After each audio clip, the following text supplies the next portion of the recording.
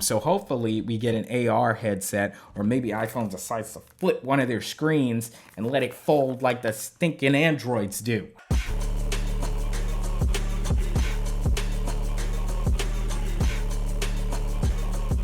So we made it. Happy Apple event week, everybody. The iPhone 14 event is rumored for Wednesday, September 7th. And not only the iPhone 14, but we're rumored to get some other cool gadgets as well.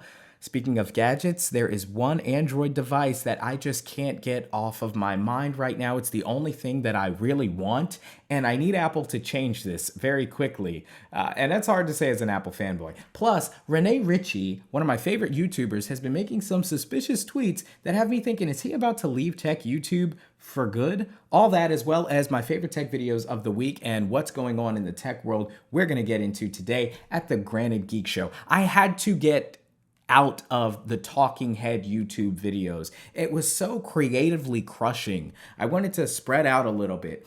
Talk about some different things in kind of an unedited format, more video podcast style. So I'm experimenting with some formats. Hit the like button, subscribe if you like that style of thing. And let's just dive into it, starting with good old Rene Ritchie. Again, one of my favorite tech YouTubers, so articulate and knowledgeable. Really helped me a lot in just understanding how YouTube works. And I guess he was helping a lot of people with that because YouTube offered him the position of creator liaison for all of YouTube, not just the tech sector. And so with that job, the first thought was, okay, are you going to stop making tech videos? Rene Ritchie had started his own channel a few years back and blew up to over 200, nearly 300. I think his numbers are 300,000 subscribers at this point. And, he was really growing something organic. And now with this new creator liaison job, that was a natural question. Are you going to have time for these YouTube videos? And initially, when this news broke, his response was, yes, I will still be making content. Obviously not as much, but they will be better videos overall. And then we get these tweets, and tweets tend to get people in trouble in general. But he tweeted just a couple of days ago, Techtember is going to be fun. For the first time in almost a decade and a half, we're talking 15 years, I'll be watching instead of covering it. But I can't wait to see what you all think and do, right? So, okay, that's a little weird, right? Okay, maybe he's skipping Techtember because the month just started. It's not like we're in the third week and he's saying, okay, I got this job and so, I'm taking off the last week. It's the beginning of September, and he's saying he's making no coverage for Techtember, not just the Apple event, which is huge, probably the biggest tech event in September, but just Techtember in general. He won't be covering videos. So I'm like, okay, you're taking the month off. That's one thing. Then there's another tweet because you always have to have more than one reference. So then September 3rd, he tweets, I'm not doing any more video reviews this Techtember-Toberfest. But to learn how I did them for a decade, including all my best tips, here's the class. And then he links to his class, which is on Nebula TV, about creating videos. So he's doubling down on him not making any tech videos, at least for September. But he said Techtember-Toberfest, which is September and October. So now are we talking no tech videos for him for 2 months? I mean, he says, I'm not doing any more video reviews. So maybe it's just reviews of products, or is he talking no more analytical videos? I don't know. But it's interesting because as the tech space kind of has taken a downturn with less interest in tech videos and everybody's kind of been struggling, looking for ways to innovate in the tech YouTube space, this is not just Rene Ritchie. Another iPad Pro focused YouTuber who I've spoken to, and I like his content as well, Fernando Silva, he just started working at 9to5Mac, right? And his last video was 3 weeks ago. It was called How I Joined the 9to5Mac Team. Thank you. That was 3 weeks ago. So are we seeing the death of another tech YouTube channel in addition to Rene Ritchie? This is scary stuff. Tech YouTube is great. I would hate for people to be now abandoning ship. At the same time, it's less competition, but we like competition. The more, the better. So this is just, I think, sad to see. If we lose Rene, if we lose smaller YouTubers like Fernando Silva with 9to5Mac, now I don't know what we're looking at anymore. So yeah, and here on the Geek Show, we will continue to try and innovate and to make entertaining and refreshing content for you guys. So if you want to support that, be sure to like and subscribe and do all that stuff to show the algorithm, to show YouTube, to show even now other tech YouTubers that tech YouTube is still alive and a viable option for creating content as a creative outlet. So let's talk about the Apple event, right? So the iPhone 14, what are we rumored to get? We've got the iPhone 14 is the star of the show, even potentially a bringing back of the Plus moniker for the iPhone. So like as a higher tier model of the Pro Max, it'd be the Pro Max Plus. I think it's getting kind of dumb with names, and Apple has always, for the most part, done a good job with very simple names to the point where you almost can't distinguish between models with just the name. You have to go by screen size or year of release and stuff like that. But now they're getting a little wackadoo here. But iPhone 14, obviously, Apple Watch Series 8, and then potentially this new AR mixed reality headset. Okay, so there's some rumors, some news about that. According to a Bloomberg article, I'll link it down below. It's like with everything. It could potentially be called the Reality Pro or the Reality One. A secretive shell company tied to Apple has filed to trademark the names Reality Pro and Reality One in several countries over the past few weeks, indicating that those are two brands under consideration for the company's first mixed reality headset. Okay, in January, I'll read a little more. In January, I heard that Apple was discussing calling the headset either Apple Reality or Apple Vision. I don't like either of those names, really. It now appears that the company has landed on some version of Apple Reality as the name. So this could be a device that would be game-changing. I think if Apple actually makes it, it would be game-changing. People would be lining up to buy it, and then we'd be in that AR world. I don't feel like the AR world is really developed that much. I mean, we have Meta, right, which is a virtual world.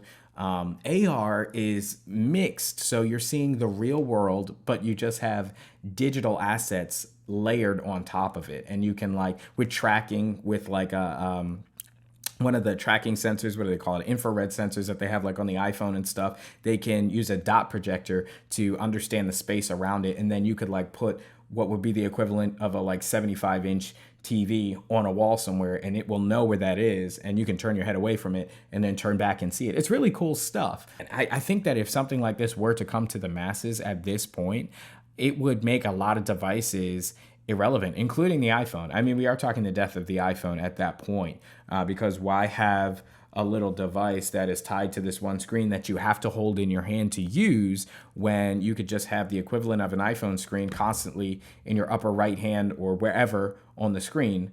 I think that way, and you can't lose it as long as your headset is on. Plus, you basically, with the processing power in it, if it's powerful enough, could be as powerful as an M1 chip maybe. So definitely good for video editing and all that kind of stuff. I mean, Apple has the potential to blow the entire industry out of the water with this device, but it's just potential right now. But you know what is here? You know what is solid? The Galaxy Z Fold 4. This thing is awesome. I can't stop thinking about it. Everybody has been talking about this device. And man, well, first of all, Samsung's website looks like trash. What are they doing? They're a multi-billion-dollar company. It looks like there are ads everywhere. Everything's complicated. It looks like I'm on Best Buy. It doesn't even look like it's Samsung's website. Sorry, I'm an Apple fanboy, but I mean, come on. Apple's website is clean. This thing is junky. Anyway, we're talking about the device here, and the Galaxy Z Fold 4 looks awesome. Jeremy Latacuente from the Baseball Banter broadcast, check that out down below. He has one of these, and I've been so jealous with my single phone, single screen device. He's folding it out and swiping his pen and all this kind of stuff. And I'm like, iPhone, come on now. Like, you know what? I used to call all these things gimmicks, right? All the Android devices that would have all these weird features. Even with the stylus, and even though styluses were old, you know, stuff like that, the folding screens and all that kind of stuff, bending, and I thought it was a gimmick. But the truth is, eventually, one of the gimmicks would catch on. That's just a matter of time. And it's now starting to happen with the Z Fold 4, where the Z Fold looks like a phone of the future. It looks like the future, and the iPhone doesn't. the iPhone, and I got some case leaks for the iPhone 14. I'll put that down in the description below. It looks like every phone since the iPhone 5. Let's be honest. It's bigger, yeah, but it's basically the same thing, a slab of glass and metal. Where this thing, man, it folds. I mean, you got your regular phone, but then you can unfold it, and you've got a huge screen for games, for movies. Max Tech did a review video on this. I'll link that down in the description as well. That was one of my favorite videos of the week, where he talks about, just how the speakers are better now than the iPhone in every way. They're louder, clearer, deeper bass, all that kind of stuff. And so, you look at this lineup, and now the Galaxy Buds, whatever those things are called, they're being talked about as a legitimate alternative to AirPods, which were the best at the time. Now, Apple has some stuff in the works with that because they're apparently working on a new lossless wireless transmission codec that would allow, obviously, for lossless audio playback. And that would blow almost every wireless headphone pretty much right now out of the water because of the quality of the audio we could be getting. But when you look at that with the Galaxy Fold, those devices are okay, but this Fold is just, it's amazing. It triple lens setup just like the iPhone. It's got a stylus. This thing really is like a pro device now. I feel like Apple really hasn't innovated since the iPhone 5 in terms of brand. Well, you could say the iPhone 10 with the removal of the borders and Face ID and stuff like that. Since the iPhone 10, we're now at the iPhone 14 coming up. It's just been better iterations of the same stuff. Nothing necessarily new. So maybe every 4 or 5 years we get a new innovation, but I think folding screens are here to stay at this point. Certainly shown to be successful with the Galaxy Fold and the Galaxy Flip. So definitely, man, come on, Apple, get on that. And then finally, I want to talk about some of my favorite YouTube videos that I've watched over the week. Obviously, I'm always going to promote my own stuff. Check out the Granted Geek Show. It's always a good time there on this channel. But I'm going to promote other YouTubers as well. The first one is Sarah Dietschy's college video. I've heard her, I watch her channel all the time, and she's talked a lot about college and her experience with it. But it's called This Was the Hardest Decision I Ever Made. And she released it on the 31st of August. And it's at 41,000 views. So go check it out. It's a really good story time video. And I think it will resonate with a lot of young people now considering college or in college right now. We live in a country now where nothing is easy, of course, but there are ways to become successful. There are a lot of different opportunities out there. And so this is a good one to check out for sure. Now, the next one I want to talk about is actually another video. And this one is the best travel tripod of 2022. I love cameras. I'm a camera guy. Let me like this video. I didn't even like the video. How am I telling you guys to go watch it and I didn't like it? This is called Best Travel Tripod of 2022, and it's not peak design. This is a video by David Manning. I had never seen his channel before this. He's got 292,000 subscribers, and this video is 26,000 views. This came out on the 25th of August, so he's got a lot of subscribers. His videos are still picking up, though, in terms of views, and this tripod is off the chain. It's by Ulanzi. Again, I'm not going to spoil the video, but it's worth checking out if you're into cameras, if you do that kind of thing. And then finally, a video I want to recommend that you guys go watch is actually a channel. This is a whole channel, not just videos. It's called Frame Voyager. And what these guys do, and again, this is camera related, but he talks about these amazing cameras like the 28K, yeah, not 4K, not 8K, 28K red camera that was abandoned. He talks about all these cameras that were abandoned and the history of them.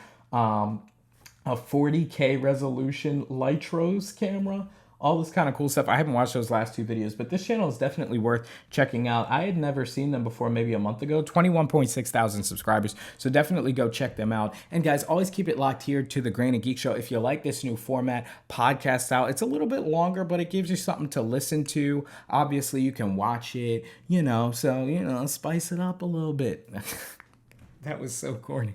Links to everything I talked about will be down in the description below. And I will see you guys with a live reaction for the Apple iPhone 14 event on Wednesday. So hopefully we get an AR headset, or maybe iPhone decides to flip one of their screens and let it fold like the stinking Androids do.